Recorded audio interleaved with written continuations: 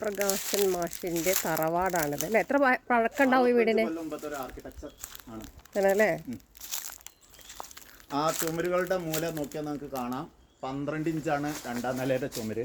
അതിൻ്റെ മുകളിലത്തെ ചുമര് 10 ഇഞ്ചാണ്. താഴത്തെ ചുമര് 14 ഇഞ്ചാണ്. കല്ലിൻ്റെ കനവും കല്ലിൻ്റെ ചുമരിൻ്റെ കനം. അതായത് ഈ കട്ടിലൊക്കെ നോക്കിയാൽ നമുക്ക് മനസ്സിലാവും. ഈ വാതിൽ കട്ടില നോക്കിയാൽ മനസ്സിലാവും. ഈ വീട്ടിൽ നിന്ന് താമസം മാറിയിട്ട് ഇപ്പം എത്ര കുറേ വർഷമായോ ഇതിങ്ങനെ ആയിട്ട്? ഞാൻ പോയിട്ട് 14 കൊല്ലമായി. അമ്മ പോയിട്ട് 17 കൊല്ലമായി. അമ്മ മരിച്ചു 6 കൊല്ലമായി.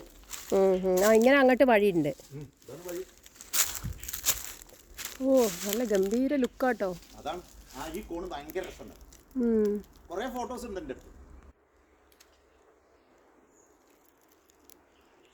ഇത് എന്താണ് ഈ മനയുടെ പേര്? വാര്യർ കൃഷ്ണവിഹാറാണ് അന്നത്തെ.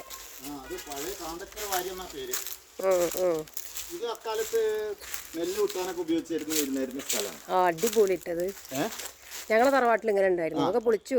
അകത്തുനിന്ന് ഇങ്ങോട്ട് വരാം, ഉമ്മർത്തൊന്നും ഇങ്ങോട്ട് വരാം, കിഴക്കേ ഭാഗത്ത് ഇങ്ങോട്ട് വരാം.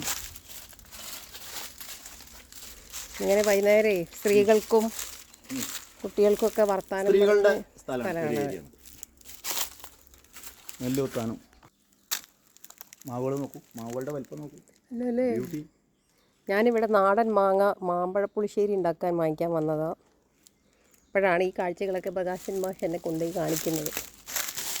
മാഷ് റിട്ടയർ ആയി ഇപ്പം എത്ര വർഷമായി?